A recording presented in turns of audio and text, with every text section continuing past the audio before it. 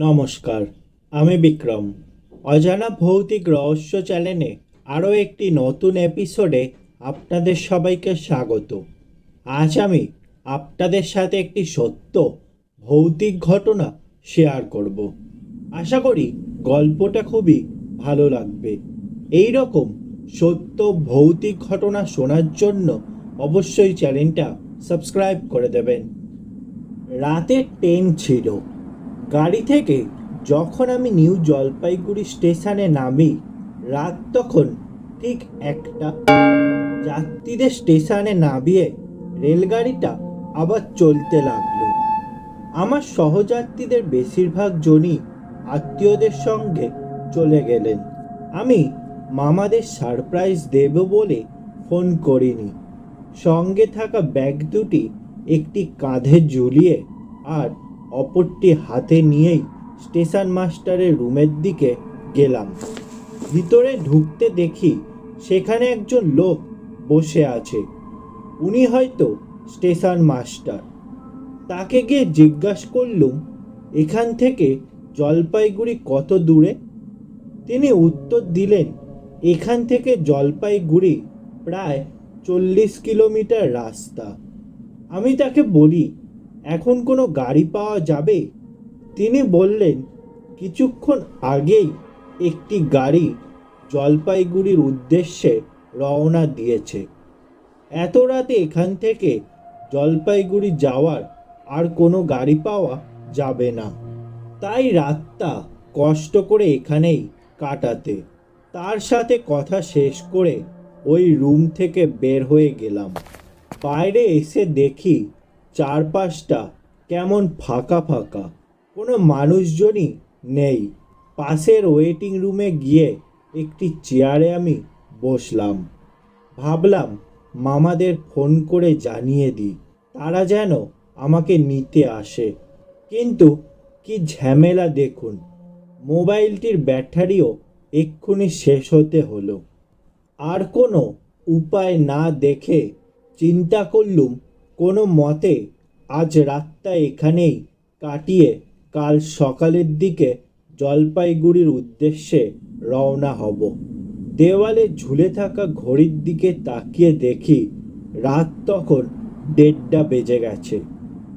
আর মাত্র 3-4 ঘন্টা কোনো মতে কাটিয়ে দিই। চোখে একটু ঘুম ঘুম ভাব, তাই চোখ বন্ধ করেই বসে রইলুম। হঠাৎ এমন সময় একজন লোক এসে উপস্থিত হলেন। এসে বলল, স্যার কোথাও যাবেন? জলপাইগুড়ি যাব। কিন্তু তুমি কে? আমার নাম নরেশ, এই এলাকায় আমি গাড়ি চালাই। আমি বললুম, ও তাই নাকি, আচ্ছা তুমি কি জলপাইগুড়ি যাবে? উনি বললেন, হ্যাঁ স্যার যাব, চলেন।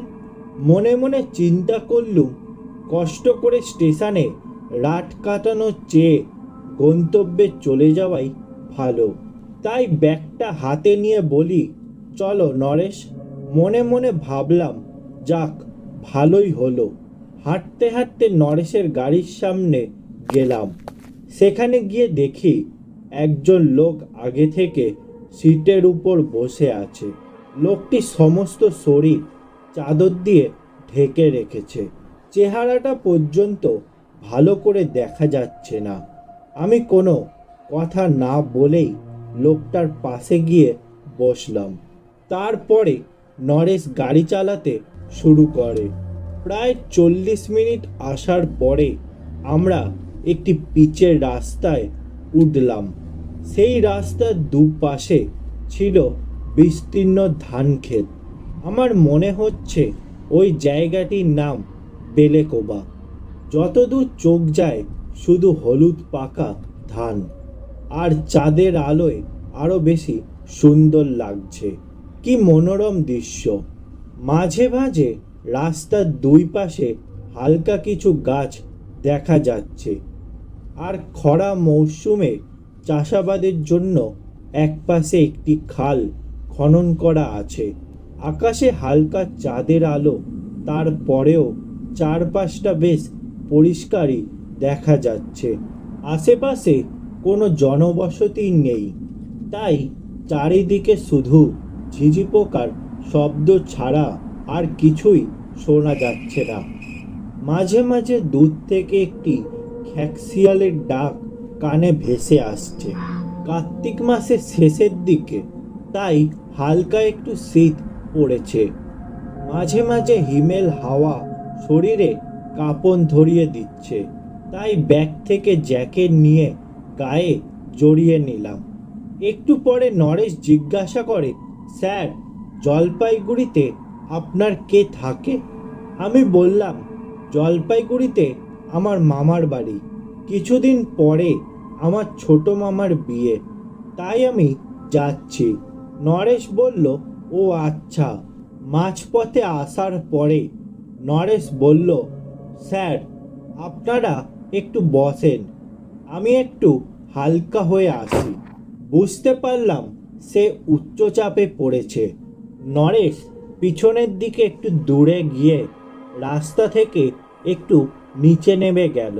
তাকে আর দেখা যাচ্ছে না। অনেকক্ষণ বসে থেকে আমার কোমরে ব্যথা হয়ে গেছে, তাই গাড়ি থেকে নেমে রাস্তার মধ্যেই হাঁটাচলা করতে লাগলাম। প্রায় ৪৫ মিনিট হয়ে গেছে, কিন্তু নরেশ এখনো ফিরে আসছে না। আমি তখন তার নাম ধরেই ডাক দিলাম, কিন্তু উত্তর কিছু পেলাম না।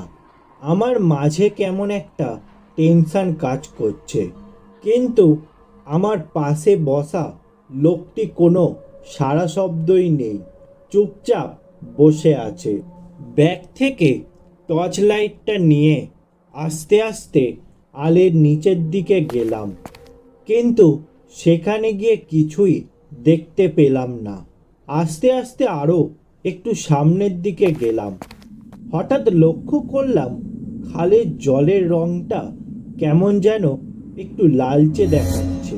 আর একটু এগিয়ে গিয়ে আমার মনে হলো আলের পাশে কার যেন লাশ পড়ে আছে। কাছে গিয়ে দেখি এটি নরেশের লাশ। কে যেন তাকে গলা কেটে হত্যা করেছে, আর তার রক্ত গড়িয়ে খালের জলে মিশে সেটিও লাল হয়ে গেছে। এমন সময় লক্ষ্য করলাম ধান ক্ষেতের মাঝখান থেকে কিছু একটা শব্দ হচ্ছে। এক সময় শব্দের তীব্রতা বাড়তে থাকে। বুঝতে পারলাম ধান ক্ষেতের ভেতর দিয়ে কিছু একটা এদিকে আসছে। ভয়ে তখন আমি দৌড় দিয়ে গাড়ির সামনে চলে আসি, কিন্তু এখানে এসে দেখি চাদর গায়ে দেওয়া লোকটি আর নেই। আমি চারপাশটা ভালো করে দেখলাম, কিন্তু কোথাও লোকটির দেখাই পেলাম না। হঠাৎ লক্ষ্য করলাম দূর থেকে কতগুলো কুকুর শব্দ করতে করতে এদিকেই ছুটে আসছে। কুকুরগুলোকে দেখে আমি দ্রুত গাড়ির উপর উঠে গেলাম। কুকুরগুলো গাড়ির সামনে এসে কান্নার সুরে ডাকতে শুরু করে। মনে হচ্ছে কুকুরগুলো কিছু একটা দেখে ভয় পেয়েছে, তাই ওই দিকে এক দৃষ্টিতে তাকিয়ে রইলাম। এমন সময় খেয়াল করলাম ওই দিকে আলের নিচ থেকে কেউ একজন রাস্তার ওপরে উঠছে। হাতে থাকা টর্চ লাইটটি সেদিকে ধরলাম। দেখি রাস্তার উপর এক মধ্যবয়সী মানুষ দাঁড়িয়ে আছে। মুখে আর পোশাকে রক্তমাখা দাগ, চোখে যেন জল করছে, আর এক দৃষ্টিতে তাকিয়ে আছে আমার দিকে। এবার বুঝি আমার পালা। মাথার সব বুদ্ধি যেন হাঁটুতে নেমে গেছে। এই লোকটি হয়তো নরেশকে খুন করেছে। লোকটিকে দেখে কুকুরগুলো ভয়ে সামনের দিকে দৌড় দিল। আমি তখন কি করব বুঝে উঠতে পারছিলাম না। এদিকে এই ভয়ানক দৃশ্য দেখে আমার হার্টবিট খুব বেড়ে গেছে। চিন্তা করলাম ভাগ্যে যা থাকে থাকুক, সামনের দিকে দৌড় দিব। তাই ব্যাগটি হাতে নিয়ে দিলাম একটা দৌড়। কিছু দূর আসার পরে খেয়াল করলাম সামনে দিয়ে একজন লোক হেঁটে যাচ্ছে। দ্রুত তার কাছে গেলাম। কাছে গিয়ে দেখি এটি গাড়ির সেই চাদর গায়ে দেওয়া লোকটি। তাকে দেখে মনে একটু সাহস পেলাম। লোকটিকে বললাম, দাদা আপনি হেঁটে চলে আসলেন, ওইদিকে কে যেন নরেশ ড্রাইভারকে খুন করেছে। লোকটি গম্ভীর গলায় উত্তর দিল, তাই নাকি? এই প্রথম আমি লোকটির গলার আওয়াজ শুনতে পেলাম, কিন্তু আওয়াজটি আমার কাছে অতি পরিচিত মনে হচ্ছে। মনের মাঝে কেমন একটা খটকা লাগে। তাই লোকটিকে বলি, দাদা আপনি চাদর দিয়ে এভাবে মুখটা ঢেকে রেখেছেন কেন? আপনি কি আপনার চেহারাটা দেখাবেন? আমার কথা শেষ হওয়ার পরে লোকটি রাবণের হাসি হাসতে লাগলেন। বললেন, মুখ দেখবি? তুই আমার মুখ দেখবি? এই দেখ। এটি বলে তার মুখ থেকে চাদরটা সরালেন। চেহারাটা দেখে আমি হতবাক হয়ে গেলাম। এটা কিভাবে সম্ভব? একটু আগে মারা যাওয়া নরেশ ড্রাইভার তার হাতে কাটা মুন্ডু নিয়ে ঘুরছে। আমার সব অঙ্গ প্রত্যঙ্গ দুর্বল হয়ে যাচ্ছিল। আমার মুখ থেকে তখন আর কোনো কথাই বের হচ্ছিল না। এক সময় মনে হলো আমি জ্ঞান হারাতে যাচ্ছি। তারপরে আর কিছুই মনে নেই।